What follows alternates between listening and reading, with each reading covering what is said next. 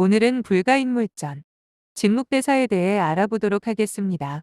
본명은 일옥, 진묵은 그의 버포이다. 조선 명종 17년 1562년 전북 김제시 만경읍 화포리에서 조이 씨의 아들로 태어났다. 7살에 출가하여 전주 봉서사에서 불경을 읽었는데 한 번 읽으면 곧 암송하고 통달했으므로 따로 스승을 두지 않았다. 봉서사 주지는 그에게 신중단의 향을 피우고 예경하는 소임을 맡겼는데 신중들이 주지승의 꿈에 나타나 부처의 예경을 받을 수 없다고 하였다. 삼위 시절 창원의 마상포를 지나갈 때 한 처녀가 그를 보고 사랑을 느꼈다. 그녀는 환생하여 대원사에서 그의 시동, 기춘이 되었다. 그는 기춘을 아꼈는데 이것을 대중들이 비난하자 그것이 애착을 떠난 삼매행임을 보여주기 위해서 국수로 대중공양을 하겠다는 것을 알린 뒤 기춘으로 하여금 바늘 한 개씩을 대중의 바루 속에 넣도록 했다. 그의 바루 속 바늘은 국수로 변하여 바루를 가득 채웠으나 다른 승려들의 바루에는 여전히 한 개의 바늘만 있었다. 고향에 홀로 계신 어머니를 걱정하여 자신이 주석하는 절과 가까운 곳에 모시고 하루도 거르지 않고 찾아뵈었다. 그가 늙은 어머니를 외막촌에서 봉양하고 있을 때 여름날 모기 때문에 어머니가 고생하는 것을 보고 산신령을 불러 모기를 쫓게 한 뒤로는 이촐나게 영영 모기가 없어졌다. 어머니가 병마에 시달릴 때 어찌할 도리가 없어 등에 업고 참선수행을 했다는 일화도 전한다. 평소 그는 곡차라고 하면 마시고 술이라고 하면 마시지 않는 것을 계행으로 지켰는데 어느 날 한중이 술을 거르고 있는 것을 보고 무엇이냐고 세 차례나 물었으나 중이 그를 시험하기 위하여 모두 술이라고 대답했으므로 금강역사가 그중을 타살하였다. 한 번은 자식을 낳지 못하는 여자 신도가 진묵대사를 찾아와 아들을 하나 낳게 해달라고 부탁하였다. 그렇다면 보살이 곡차를 좀 가지고 와 봐라. 스님이 술을 가지고 오라고 하니까 마음속에 약간 불만이 생겨난 그 신도는 옹기 그릇에 막걸리를 가득 채워서 진묵 앞에 갖다 놓았다. 그런데 그 막걸리에는 쌀겨가 하나 둥둥 떠 다니고 있었다. 진묵은 쌀겨를 보면서도 이를 손으로 건져내지 않고 통째로 술을 마셔버리고 말았다. 그러고는 500나흔을 모셔놓은 나한전에 들어가 손가락으로 나한상 머리를 툭툭 치면서 한마디 하였다. 이번에 너희 중에 누가 인간 세상으로 나갈래? 얼마 후에 그 아이 없던 보살은 마침내 임신해서 아들을 낳았다. 자식을 낳았다고 기뻐했는데 자세히 보니 아이 눈동자에 쌀겨같이 생긴 흰 점이 박혀 있었다. 대사님, 자식을 점지해 주시려면 온전하게 주시지. 보살이 곡차에다가 일부러 쌀겨를 둥둥 띄워서 가지고 오지 않았느냐. 그 심술에 대한 과보다.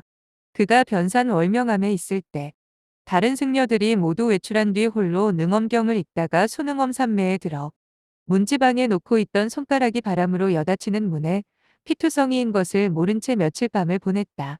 진묵대사는 해인사를 자주 내왕하면서 대장경을 모두 암송하였는데 하루는 제자를 데리고 급히 해인사로 갔는데 그날 밤 대장경각 옆에서 불이 나 도저히 끌 수 없게 되었다. 이때 진묵대사가 소립해 물을 적셔 불길이 번지는 곳에 몇 번 뿌리자 갑자기 폭우가 내려 불길을 잡음으로써 대장경판의 위기를 구하였다는 일화가 전한다.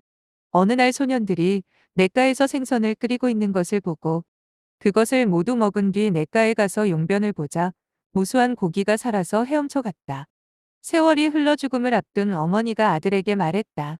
하나밖에 없는 아들이 출가승이 되었으니 제사는 누가 지내주고 묘는 누가 지켜줄 것입니까? 걱정하지 마십시오. 제가 1000년 동안은 제사가 끊이지 않도록 하겠습니다. 어머니가 돌아가시자 고향인 만경 유황산의 묘지를 정하고 장사를 지냈다. 그리고 49제 때 영전에 제문을 올렸으니 그 사무곡은 다음과 같다. 10달 동안 태중의 은혜를 무엇으로 갚으리요. 어머니 슬하에서 길러주신 그 은혜를 이 자식은 영원히 잊을 수가 없습니다.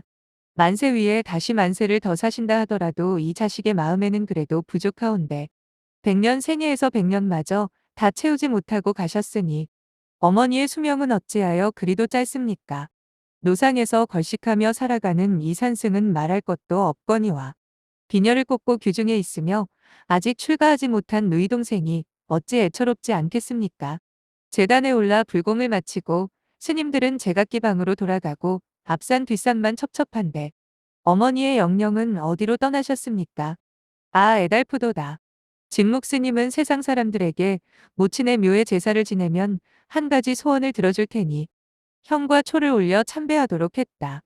자기를 대신 어머니를 모시느라 혼기를 놓치고 가난하게 사는 누이가 자신이 있던 절에서 곡식을 빌려갈 때 갈 길을 밝게 하려고 해를 붙들어 두었다가 누님이 집에 당도할 즈음에 해가 넘어가게 했다는 일화도 전한다. 공부에도 전념하였는데 봉서사 근처 암자에 머물 때 일이다. 함께 머물던 스님이 먼 곳으로 탁발을 하러 갔다가 한 달이 지나서 돌아와 보니 진묵 스님의 얼굴에 거미줄이 쳐졌고 무릎 사이에는 먼지가 수북이 쌓여 있었다. 오랜 시간 동안 선정에 들어 있었던 것이다. 육아의 선비들과도 잘 어울렸다고 하는데 선비들과의 시회에서 지었다고 하는 하늘을 입을 삼고 땅을 자리 삼으며 산을 베개 삼아 달빛은 촛불되고 구름은 병풍이며 바닷물은 술통이라 크게 취해 일어나 한바탕 신바람 나게 춤을 추고 나니 긴 소매 옷자락이 곤륜산 자락에 걸릴까 그게 걱정이네. 이라는 시는 오늘날까지도 진묵의 호탕한 기품을 잘 나타내 주는 시로 전해오고 있다. 그는 만년에 항상 봉서사에 머물렀다고 전한다. 그가 어느 날 목욕하고 옷을 갈아입고는 지팡이를 끌면서 개울을 따라 거닐다가 물가에 서서 물속에 비친 자기의 그림자를 가리키며 시자에게 말하기를 저것이 바로 석가모니불의 그림자이니라고 하니 시자가 대답하기를 이것은 바로 화상의 그림자입니다. 라고 했다. 대사는 너는 다만 화상의 가짜 그림자만 알았지 석가모니의 참모습은 알지 못하는구나 라고 말했다. 이런 일화를 통해 그는 사람들로부터 석가불의 화신이라고 회자되어 왔다. 진묵은 부처의 화신이라 신통력을 발휘하였다. 그러면서 정반대로 속인처럼 술을 꼭 차라고 하면서 마시고 물고기를 먹었다. 진묵은 고승이면서 유학을 잘 알고 유교에서 덕목을 삼은 가족 간의 효도와 우애를 실천하였다. 이처럼 진묵대사는 설화에서 성, 속, 불교와 유교를 다 아우르는 대인으로 나타난다. 술을 꼭 차라고 하는 말도 진묵으로부터 유래한 말이라고 전해오고 있다. 소태산 대종사도 그를 열애의 경지에 오른 큰 불보살이라 높이 평가했다. 임진왜란 시기를 거쳐 인조 11년 1633년에 72세로 봉서사에서 입적하였다. 진묵대사 본인이나 제자가 쓴 행적은 없는데 1850년에 초이선사가 짓고 전주 봉서사에서 간행한 진묵대사 유적고에 그의 일화가 18편이 전한다. 구전하는 진묵대사 관련 전설은 현재 32편 정도가 채록되었다. 이상 진묵대사 불가인물전을 마치겠습니다. 경청해 주셔서 감사합니다.